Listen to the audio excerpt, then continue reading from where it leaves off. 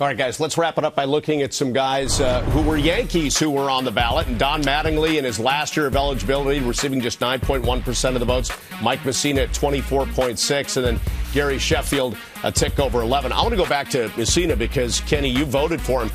Does somebody like a Smoltz this year and the fact that there are no premier pitchers next year going on help him in the coming years? I really think so, Bob. I think there is a contingent of the voters, let's call them the ceremony voters. They actually envision the ceremony, and they think, well, we'll have Smoltz and Johnson and Pedro up there. We don't want Mussina too, and I think now that those three are off, now I think Mussina and Schilling get that vote. I think Mike Mussina is a Hall of Fame pitcher.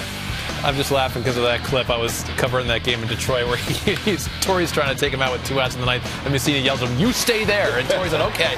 But, I mean, he was a hard-nosed competitor. The thing about Mike that hurts him in the minds of a lot of voters is he was, as Mike Borzello, the bullpen catcher, said, Mr. Almost, right? He almost won a Cy Young. He almost threw a perfect game. He almost won a World Series championship. Almost won 20 until that very last day of his career. But you look at the complete package of his career, doing what he did in the American League East at that time. Was he Pedro or Randy? No, he wasn't. But to win 270 games with a good, solid ERA, a great winning percentage, and he was pretty good in the postseason, too. I mean, he didn't win a World Series, but that 97 Orioles team deserved a lot better than to go out in the LCS. Mussina was tremendous that postseason. That was really his year. Didn't happen. Armando Benitez got in the way, everything.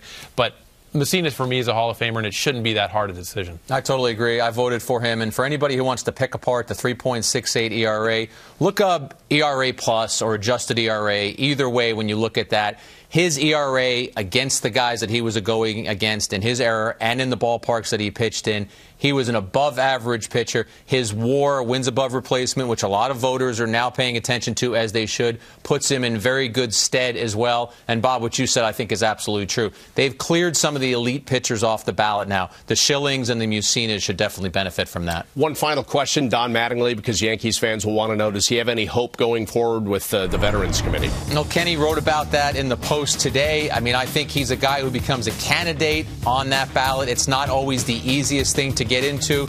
And, Bob, Yankee fans, they don't want to hear this, but there was a 5 or 6 year period where Mattingly was great, and Mattingly's career was on a Hall of Fame trajectory. It's those last 6 years, 11 homers, 65 or so RBIs a year he averaged, not Hall of Fame numbers. Kenny, what would be the difference that might make it fare better for him moving forward? Well, the way it works with the Veterans Committee, it's 3 different periods they break it into now. It's a 3-year cycle.